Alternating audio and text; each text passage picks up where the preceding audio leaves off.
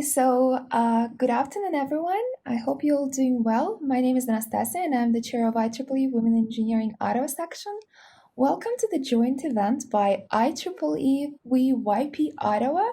We're having today with us Dr. Mostafa Farrokhabadi, the Senior Director of Technology in BluWave-ai, with the topic Environmental Entrepreneurship, Bridging the Gap Between Innovation and Function. I would like to kindly ask everyone to stay muted until the end of the presentation. You can leave your questions in the chat box and I will definitely get back to them. Please note that this presentation is being recorded. And without any further ado, I'd like to pass it over to Dr. Mostafa. Perfect. Thank you, Anastassia. I really appreciate it. Let me start by thanking the IEEE Ottawa Women in Engineering and IEEE Ottawa Young Professional who are hosting the event today. I really appreciate for giving me the platform to share a little bit of my experience on environmental entrepreneurship and increase a little bit of awareness on what needs to be done in the field. So starting with that, the outline of my talk for today is that I will start with a little bit of describing what's the motivation behind the emerging field of environmental entrepreneurship. What is this whole buzz about? Why is the topic of environmental startups, climate-related startups, smart grid startups is pretty hot at the moment. I'll define some of the key concepts of the field, some of the key concepts of the general entrepreneurship, technology startups, and environmental entrepreneurship, of course.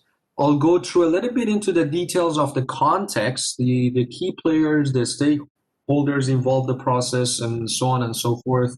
And I'll put a particular focus on a part of the process of technology entrepreneurship in general and environmental entrepreneurship in particular, which is the customer and product development phase. So with this outline in mind, let's start with just understanding what's been happening to the environment. So we are the picture you see on screen is borrowed from the Anthropocene project. It's a multidisciplinary body of work from some of the world-renowned experts of the field, the Pensier, Edward Bertinsky, Jennifer Beischwald. These people put on this essentially multidisciplinary work that is a combination of art, virtual reality, augmented reality, scientific research, and all that investigates the human influence on the state, dynamic, and future of the planet Earth. Essentially, it's about a geological era, which is referred to as Anthropocene, that just shows the deep impact of human activities on all aspects of our planet environment and ecosystem, and makes us think about what's been the impact of how profound the impact of industrialization has been on the planet, how fast we are burning the resources, what's been happening to the climate, so on and so forth. And this is getting more and more penetrated among the mass audience, among the general public. They are getting more aware, they are understanding the consequences, and they are understanding the urgency for an action among all of the key players, researchers, entrepreneurs, people in industry, public, private funding agencies, so on and so forth. So part of this whole profound impact is obviously about the climate change. So the amount of evidence make the fact that a man-made climate change is currently going on irrefutable fact, right? Even some of the hardest fighters against the concept have now changed their strategy from denying the whole climate change process into denying that it's a man-made process, right? So and obviously we all know that that's also not true. The evidence is just too strong to be refuted, right? And the impact is dire from the salt intrusion into the farms, from frequent droughts, frequent flooding, frequent extreme storms, the rise of the sea levels, and the fact that close to 2 billion people are actually living within 50 kilometers of coastlines. All of these peoples are now in jeopardy. They might have to relocate. We're going to have climate refugee issue pretty soon. The rise of populism among politicians would be a consequence. So the entire stability of our socioeconomic fabric is now in jeopardy, and this is probably the mother of systemic risks that the human civilization is facing at the moment. So think of COVID-19, for example, and you all see how everyone, once they realize the urgency, once they realize that the boundary condition is now pushed from the normal, the pre-COVID normal condition to post-COVID normal condition that we are all going through at the moment. And everyone is trying so hard, the vaccine makers, the public, private funding agencies, government, people, everyone, once they realize the urgency, they're trying so hard to snap the boundary condition back to pre-COVID. And we have been successful, right? Now, there are good news on the vaccine front line. There are good news on people collaborating on preventing the transmission of the disease, so on and so forth. And this is happening with COVID, which is essentially not really a systemic risk, right? We have had pandemics in the past. We have had the 1918 flu at the past. And right now, with all the evidence and the data, we have a good confidence that things can be get under control within perhaps the next couple of years at the most pessimistic scenario. And now think about climate change. Think about what is a real systemic risk. We are talking about this, the mother of the systemic risks that basically will wreak havoc the entire human activity, the normal human activity as we know it at the moment. Think about a loaf of bread costing $35 instead of $2 or $3 at the moment. These are all consequences. They are not sci-fi. If you don't take an immediate action, if you don't take fast and effective action, these will be reality in less than half a century, and that's all the projection that the scientific community has have a consensus on, right? So we are now dealing with the deep impact of human activity on the environment and the climate change as a particular systemic threat that is jeopardizing our human civilization as we know it. And at the same time, we have the concept of growth in economies. I just put an example here on the electrification, which is the rise in electricity demand. At the moment is 15 terawatts globally. Now we are talking about 30 terawatts by mid-century. And this is a result of the fast development of an electrification of developing countries and the electrification of transportation in developed countries, right? So this growth, this economy of growth is still there. It's not going to stop. The machinery of the growth economy is not going to simply stop because we just think that it's not sustainable anymore. And it's already happening. So we need to find a solution. We need to not fight the system because the system is going to go and it's going to continue as it's been operating. But we need to find the forces within the system that can be tamed, that can be employed so as to make the system friendly with sustainability goals, with environmental goals, and essentially mitigate the adverse impact of human industrialization on the planet environment. So with that kind of this description, we arrive at the motivation. The first motivation, obviously, for entrepreneurs to start getting into, start playing their role in the holistic solution that we need for the environmental challenges that we are facing. The first obvious motivation is environmental threats, as I described. I put electrification here. I'm coming from an electrical engineering background, so obviously I'm the most connected with the electrification. But here is just I borrowed electrification as kind of a metaphor of the growth, the economy of growth that is going on rapidly in China and India are just increasing their resource consumption by an astronomical rate. And Western Europe, US, Canada, in terms of transportation, in terms of the growth of economy is still, everything is quite business as usual, considering the impact of COVID would be temporary. And this is another pillar of the motivation behind why we would need some new market forces. We would need environmental entrepreneurship.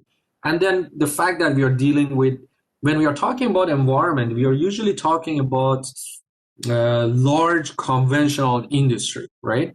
We are talking about electrical infrastructure, transmission systems, utilities. We are talking about transportation industry. We are talking about construction industry, farming industries. All of these are quite traditional, deeply rooted industries that are innovation averse. They're not very friendly to innovation, and they are very have a very slow pace of changing their business as usual. So combining all of this, now the picture looking pretty bad, right? There are these environmental threats that need fast and effective actions. These are combined with the growth on, let's say, electricity, but not really only electricity, on all the resources that we are consuming at the moment. The emissions, despite of all the actions that we have been taking collectively in the past decade, the emissions are still on the rise, right? From the planet, the global planet perspective.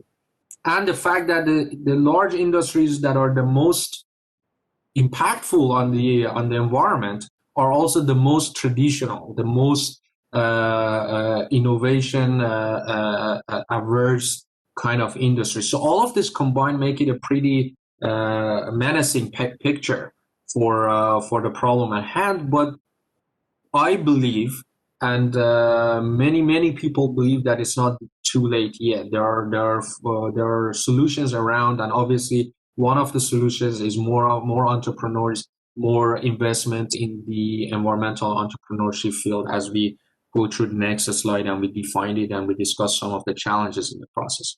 So let's start with what we call in general a technology startup. Essentially, a technology startup is formed around a rapidly emerging and evolving technology, which, for example, a beautiful example of that is all of the clean tech technologies. All of these are state of the art, on the bleeding edge of the science, and they are rapidly evolving. It's day by day that we see or hear about a new advancement in battery energy storage technology, for example, in electric vehicle technology, in carbon capturing technology, so on and so forth. A technology startup must be on the edge of scientific possibility. Otherwise, it wouldn't be a technology startup in essence. And as a result of that, it's dealing with a high risk of failure, but also a high reward of success. So the fact that you're flirting with the edge of science, you're testing concepts, you're testing technologies that have not been implemented in the field, and also remember the traditional industries that this kind of startups must be playing in. So there's a high risk of failure. But at the end of the day, because the stakes are pretty high, if the execution happens to be the right kind of execution, and if all the resources are there, the reward of success is also pretty high. And they play a crucial role, essentially, in the regeneration and growth of economy. So as we move forward, technology startups must or organically are becoming the building blocks of the economy regeneration, are becoming the solution to sustainable growth of the economy as we know it. And you could see it even in the stock market today, right? You could see that despite of the pandemic, the flow of the money into tech, high tech companies. Well, we don't call Google or this kind of companies a startup anymore, but they are a representation of the technology companies, right? They're on the forefront of what startups at today wants to become in the future. And these companies are doing pretty good despite the pandemic, and this because they're actually the forefront of regeneration of the economy during the hard times of high financial times. So this is the definition essentially of what are the key elements of what a technology startup must have.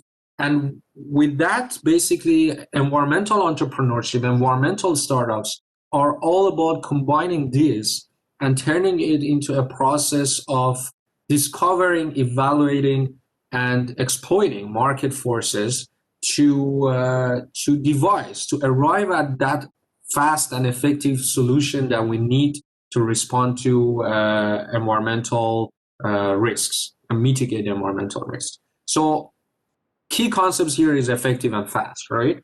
Because the problem, as I described, is already too big, is already too not too late, but we have already wasted a lot of time on responding to environmental calls, to the symptoms that the planet is showing us. And as a result of that, we need effective and fast business cases, which is kind of paradoxical, right? And I'll describe a little bit of what are the challenges ahead to be able to combine fast and effective features into a business case, in particular in the environmental entrepreneurship field. So conceptually, if you want to think about this, let's say if an entrepreneur is concerned about the environmental key performance metrics of the company or of the startup, at the same time, basically the key concern of any entrepreneurs is to satisfy the investors, right?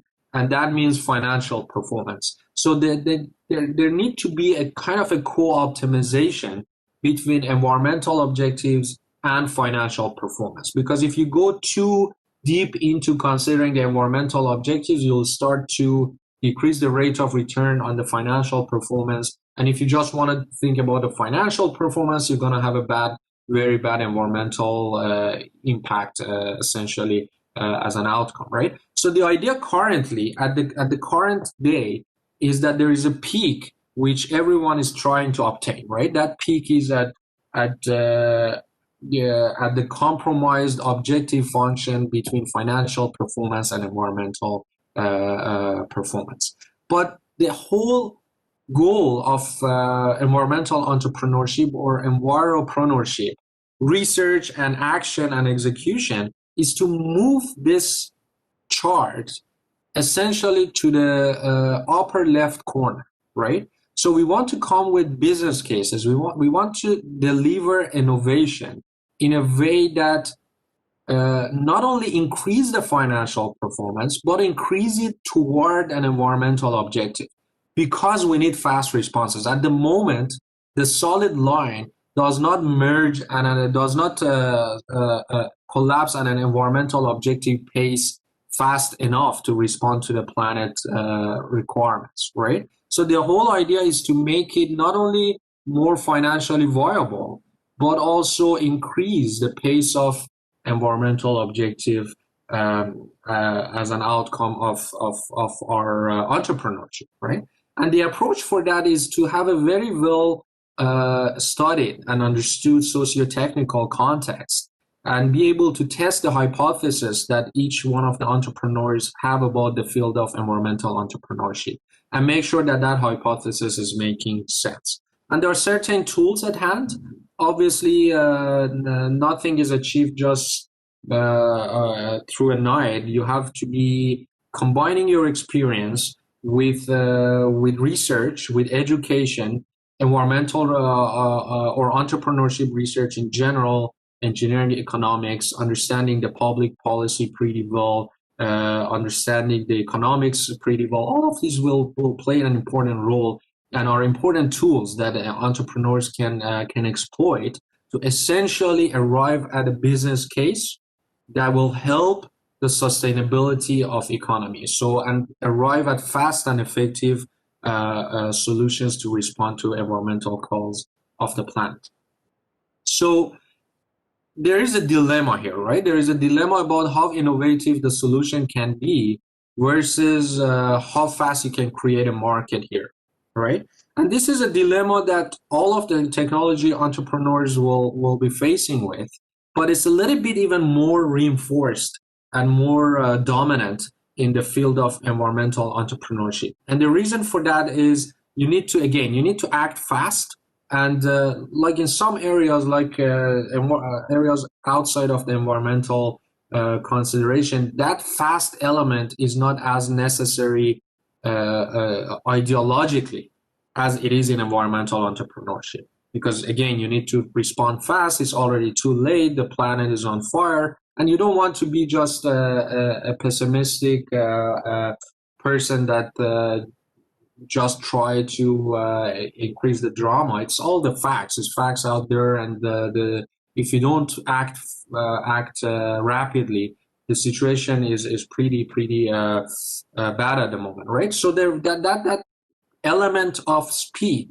makes it quite a dilemma between how radical your innovation is to create that speed versus how fast the market can keep up with that innovation and how fast you can create the market, right?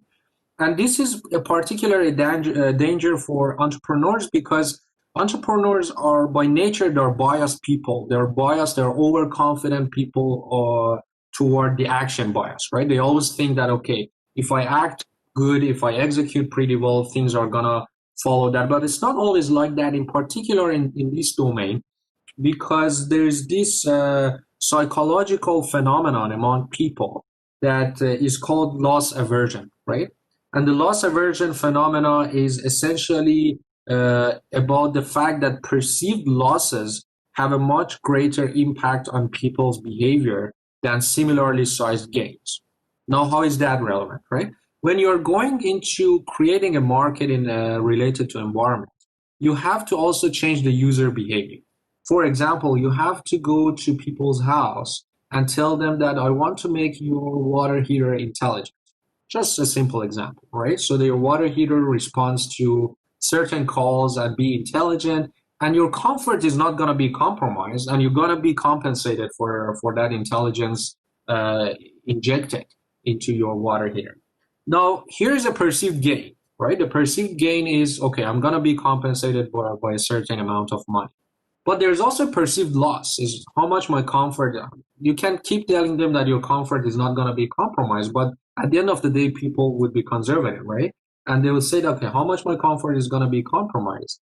And the phenomena of loss aversion usually, even if you try to compensate equally for the lost comfort, psychologically, the human species would perceive the risk of loss greater than the opportunity of gain. And that is a big problem in environmental entrepreneurship as well. So you have to be careful how, as an entrepreneur, what is your business case? What is your strategy? How are you going to balance between the innovation that your company, your startup is going to bring into the market, and how fast the traditional energy market, the traditional construction market, the traditional transportation market, how fast these markets can keep up with the pace of innovation that you're creating as a result of your entrepreneurship. So that essentially combines that challenge that I just talked about, the dilemma, the paradox between innovation and market creation, combines itself with some of the more conventional challenges that all of the technology startup, not even environmental, any technology startup will be facing with. First one is obviously limited resources.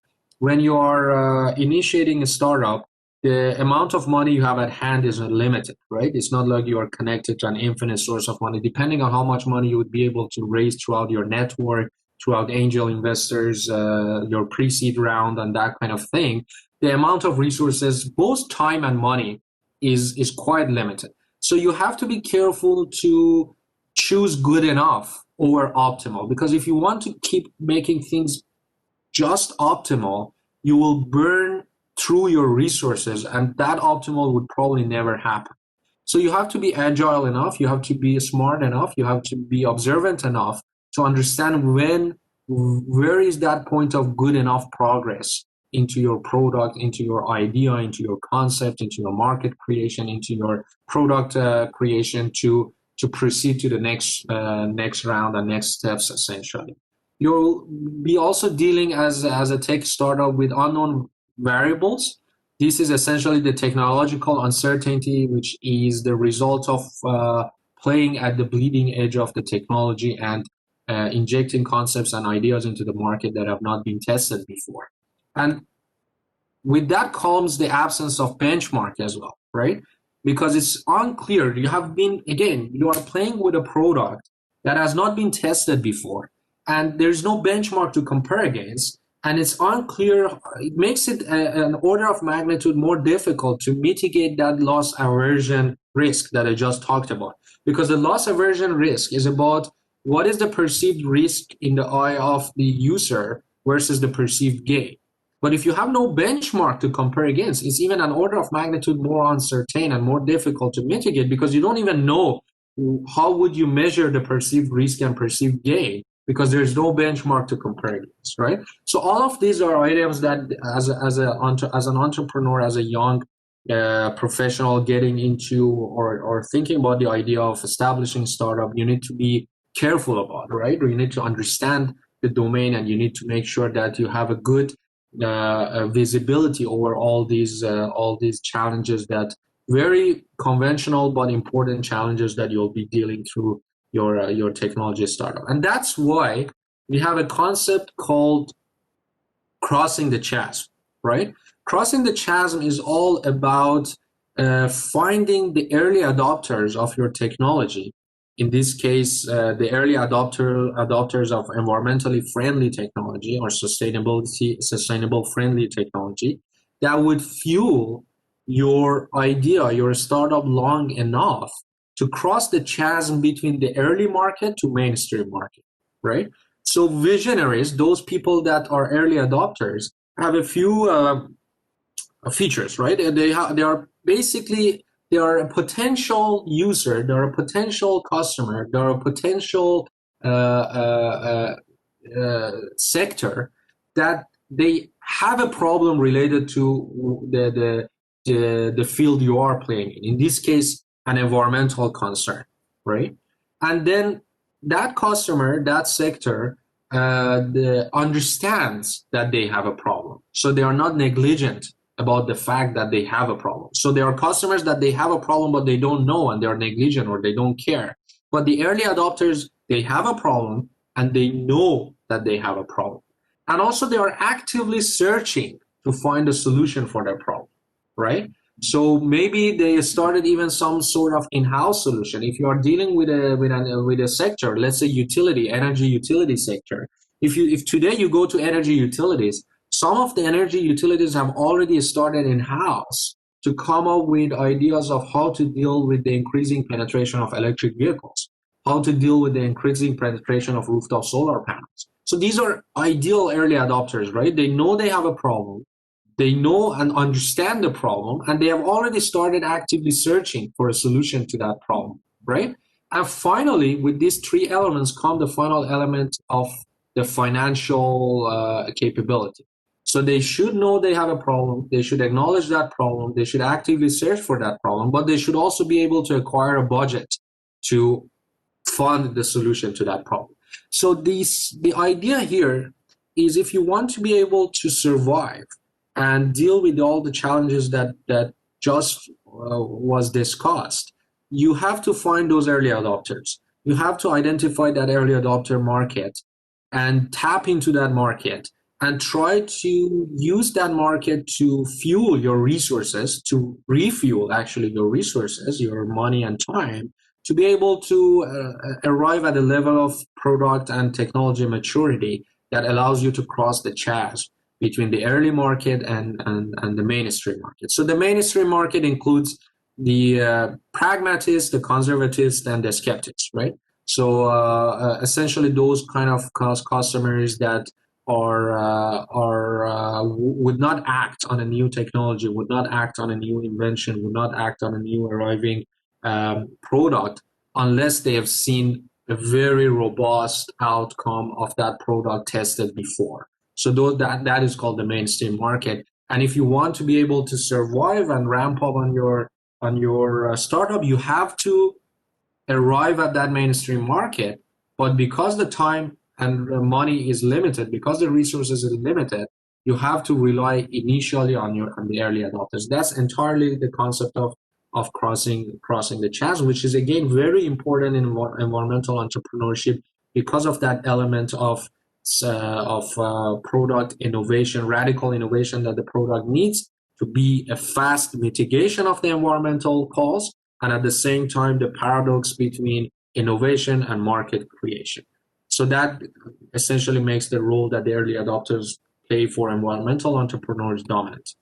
So now, with all of this in mind, let's start understanding a little bit better of what the socio-technical context of enviropreneurship looks like, right? So we are looking at a business model mediation space that is about innovation in the clean technology sector, in the clean technology science.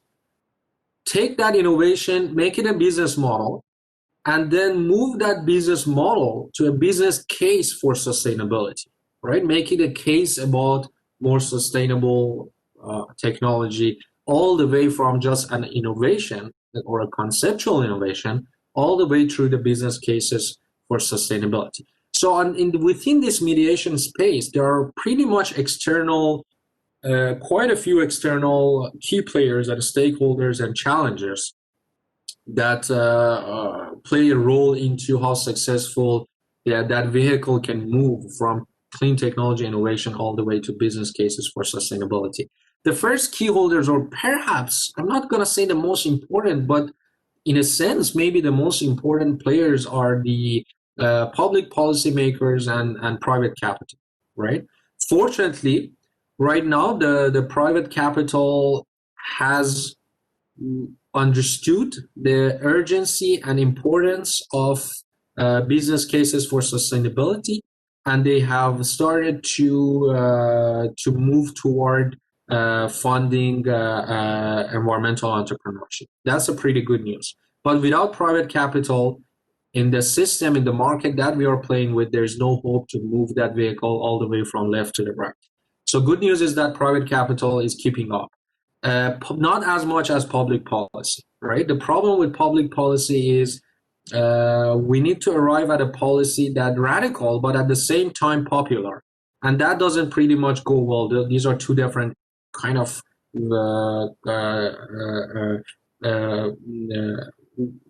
concepts at the different sides of the spectrum, right? Radical public policy versus popular public policy. And that's a pretty much of a challenge. It's not the focus of my talk for today. It's just one of the stakeholders or one of the external disturbances that has a say into how much challenge an environmental entrepreneur will face moving the vehicle from the clean technology innovation into the business cases for sustainability in this mediation space. And then there are other quite a range of different diverse other stakeholders, like societal stakeholders, people in general. When you're talking about environmental product, you're talking about people. The end user are usually people, regardless if it's the energy sector, if it's transportation sector, if it's construction sector. It's people that at the end of the day has to adopt that technology, and you have to be careful about that stakeholder. Financial stakeholders, what is the impact on the financial situation of different businesses that might be involved throughout the process?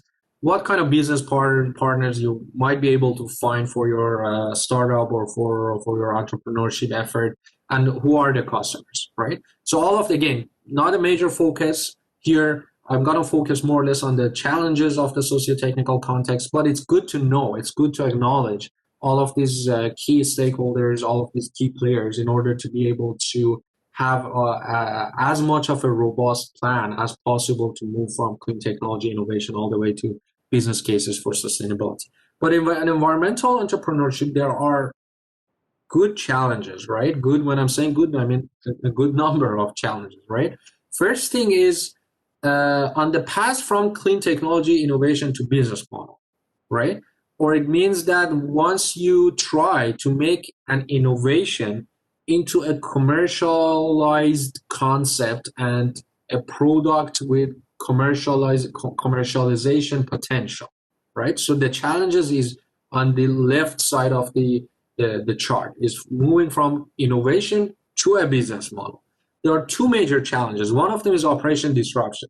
So because you're dealing with, and the two challenges are kind of intertwined, interrelated, right? Because you're dealing with traditional customers, large industries, you're going to be dealing with very deeply rooted conventional operation mechanisms. And innovation means operation disruption, right? And then you're dealing with traditional customers. So you have to find a solution about how you would justify the disruption to an overly conservative, overly risk averse traditional customer. How are you going to convince the customer that the disruption as a result of my clean tech innovation is going to justify the implementation of the business model, right? These are all very good questions to ask before you get into the field. And then there are challenges involved. Once you have that business model, making it a business case for sustainability is involving its own set of challenges, right? So we have the so-called valley of death and dominant design. Valley of death is all about not dying during that crossing the chasm. So value of death refers to the fact that because you try to come with a radical innovation that at the same time create a market, you might burn through all of your resources and the concept, the startup, the company might die. That's called the value of death, right? The being able to go from early adopters all the way to mainstream market and become a established company with established product and prospects good enough to ramp up and to scale up, right? So that value of this happens most of the time in moving between, once you know that there is a commercialization product, you start now to find your early adopters and moving into the mainstream market, but you can't do that because you burn out of the resources. So you have to be very careful about that.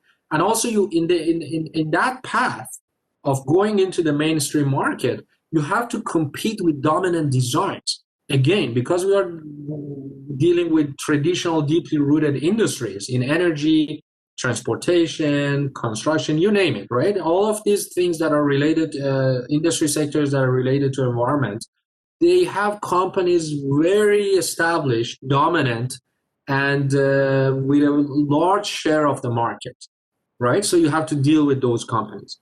You have to be able to defeat the dominant design and transcend the dominant design and prove that your innovation is better than the dominant design. This is also a big challenge that you need to consider once you get into the environmental entrepreneurship. The key question is, how can a business model support the commercialization of sustainability innovations, right? And be at the same time be contributing to the business success of sustainable entrepreneurs. This is the key question in this socio-technical context that you need to be able to contemplate on and be careful about what are the implications of the answer that you find to that question for the type of idea and innovation that you have at work, right? So I'm going to focus on a very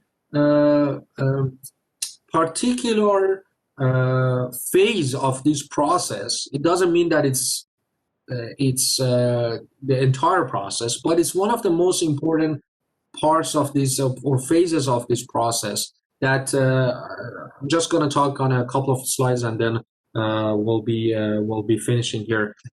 It's about the customer development and product development phases, right? So the customer development model, you have to come up with a model that essentially ensures that the product, the innovation that you're bringing to the market has a market pool, right? And that requires a systematic design of a development model. Essentially, conventionally, the customer development model is an iterative process that gives priority to company objectives and arrives at an actionable hypothesis about what the product is that you want to offer and what is the market pool for that product.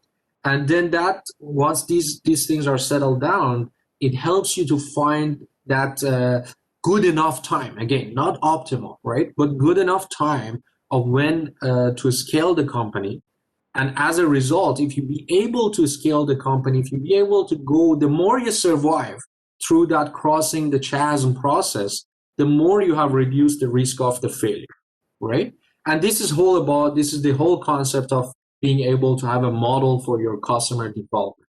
And usually there are 4 stages, including the customer discovery phase. So these phases is you first have to discover the customers. You validate that the hypothesis you have about the customers. Remember, early adopters they have a problem, they know they have a problem, they are willing to solve the problem, they have budget about that problem. So you need to discover those, and you need to validate that these hypotheses you have about those are actual legit hypothesis, right? And this happens through an iterative process. And once you get a good degree of confidence about that, then you can go into the execution phase, which is essentially starting to create the market for your product and then building the company as a result of that, right? So and with that also comes the phases. So it's the customer development model is very intertwined with the product development model, because the product is essentially the tool that you respond to the customer needs with, and that comes also with 4 phases, right? So once you have validated your hypothesis about your customer, then you can go into the phases of product development. So what are those phases? Is first you have to state your hypothesis about your product. Is what is the problem concept that you're trying to address? And as a result of that, which market type are you going to play with? What are the sectors? What are the users? What are the type of the market that you're going to play with and competing? Then based on that, you arrive at a product concept, you decide the pricing, the business model, and all of that. So all of this looks like a puzzle, right? So you want to create a very well-organized framework, which consists of pieces of puzzle that when put together give rise to this very organized, let's say rectangular shape here as a metaphor of a product development, right? Now then you have to go and test your hypothesis. So as an entrepreneur, you have to have an extended network of people, of professional people. So you'll be able to go and reach out to that network. You present your problem. Maybe you interview people. Maybe you interview your network, right? And these people, this professional network would help you to navigate through the market and test the problem hypothesis that you have in the previous phase. And once you test that extensively, you might arrive at a conclusion that, okay, I think part of some pieces of these puzzle are right in place, but some pieces might not be as I initially thought, as I initially theorized, right? So then you go again back into the first step, right? You go again, you start to develop a new pieces for your puzzle, and then again you go to test problem hypothesis, and you validate that, okay, the new modification I made into my problem hypothesis now make these pieces to fit well together. Then once that happens, once you test the problem hypothesis, you go and test the product hypothesis, which is about now coming up with a prototype, maybe a proof of concept. You perform more interviews, you start chasing customers, you present the product, the early prototype of the product or the innovation concept, and then you see what's going on with the problem hypothesis, right? Does the product hypothesis that is an outcome of the problem hypothesis support your findings during the product hypothesis testing phase? And usually you might come out that, okay, I think I need to tweak a little bit of what I thought about the problem and what I thought about the product. So you go all the way in an iterative process. You might not want to go through all of the phases again because you have already once tested your problem, right? So you don't need to, once you reiterate through your product hypothesis, sometimes you might not need to go through your problem hypothesis anymore, right?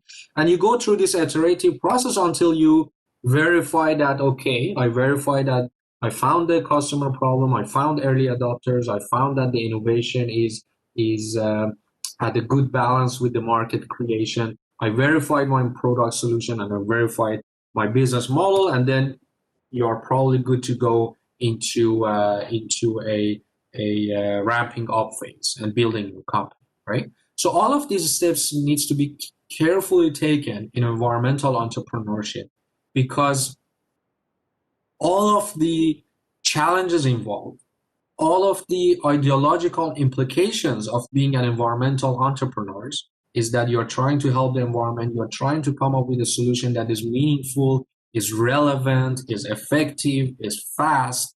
All of these are big challenges, right? So you need to be very careful about all these steps. Make sure that your action bias, which is a pitfall for many entrepreneurs, is not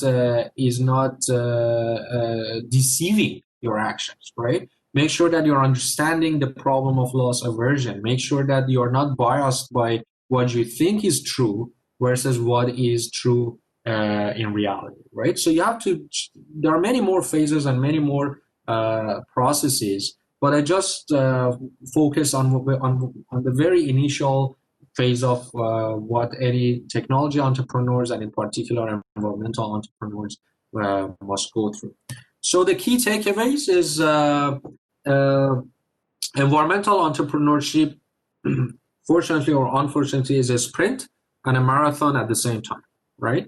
So it's a sprint because we need to act fast to respond to environmental calls brought up by the planet.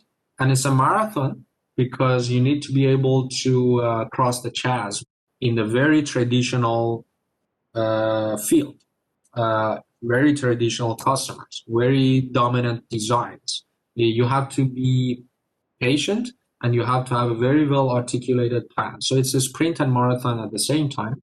You have to be able to take all the stakeholders into account. This is a field that is highly influenced by public policy. And as a result of that, is a very uncertain field, right? You might have been counting on a grant coming from government, and the day after that, the government all of a sudden is changed or is just saying that no, I'm not gonna put money there. COVID hits, right? And all the monies are now diverted toward COVID rather than clean tech, right? All of these public policy has a big impact, and you have to be careful of taking all of the roles that key stakeholders play into your risk analysis plan and into account. And being very familiar with the challenges ahead, understanding the dominant design, understanding the operation disruption you're bringing to traditional customers, and how you could be able to justify the radical innovation that is necessary for rapid response to environmental challenges. And obviously, innovation is the key, right? And that's why we need more brilliant minds. We need more smart people that get into the clean technology entrepreneurship, bringing the innovation, bridging between innovation and function, right? Because it's important. Not a functional product is important, but an innovative functional product is necessary. Without an innovation functional product, essentially, we are not being able to get ourselves out of this systemic threat that we are dealing with at the moment with respect to environmental challenges of the planet. So that brings an end into my presentation.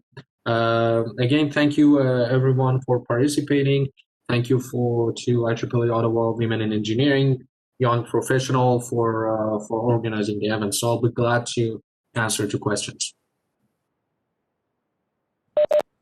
Thank you, Dr. Mostafa, for such a meaningful presentation. Does anyone have any questions? I do have a question. Go ahead. So first of all, Mostafa, thank you for this presentation. That was very interesting and really enjoyable.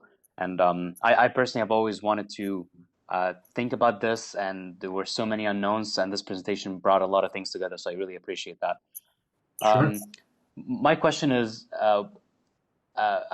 it was interesting when you were discussing crossing the chasm as for different technologies, and it got me thinking about electronic vehicles, which you mentioned at the beginning of the presentation, that now the F started picking up in terms of investments. Right. And I think the technology itself, if I'm looking at this graph here, the technology itself is not new, right? So it's well established. So it probably crossed the chasm a while ago, I assume.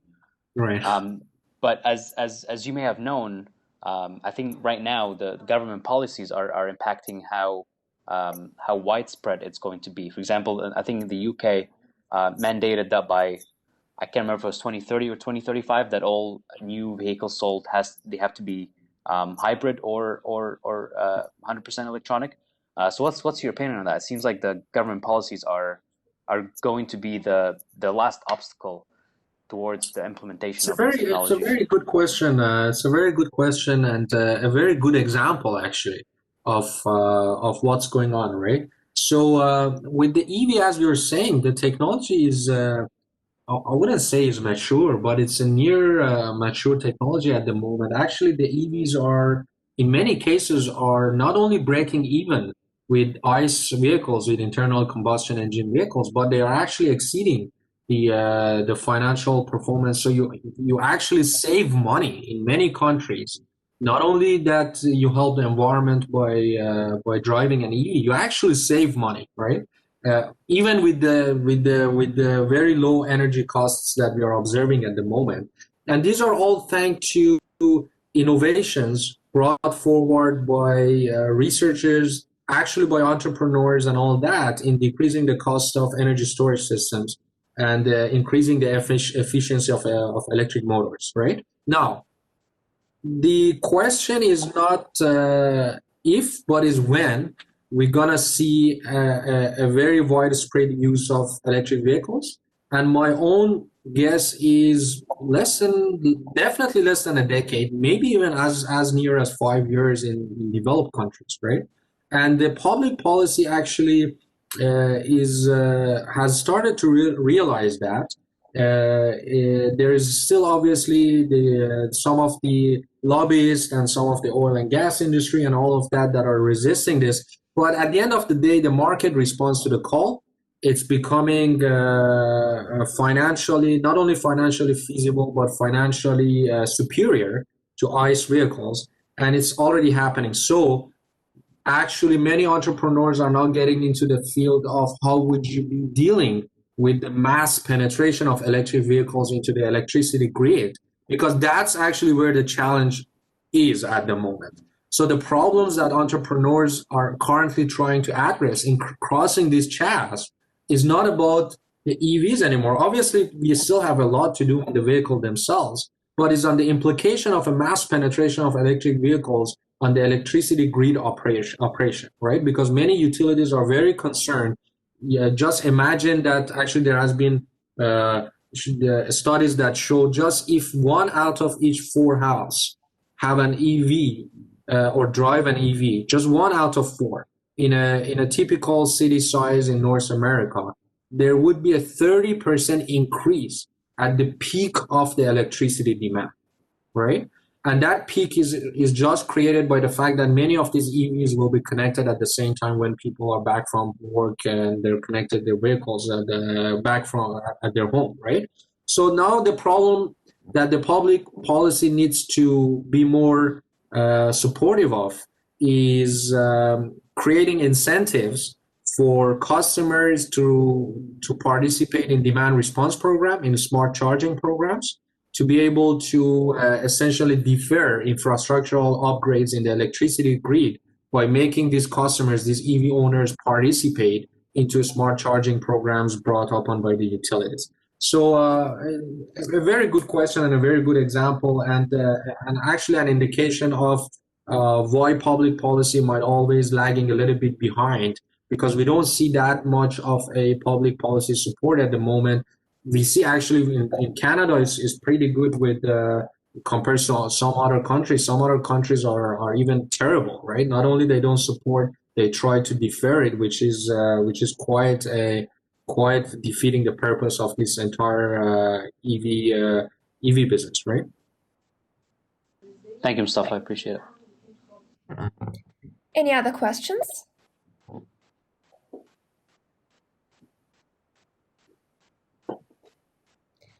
If there are no other questions, I would like to thank once again Dr. Mostafa for this talk, and I hope to see you all on our next seminars. Perfect. Thank you so much. I appreciate it.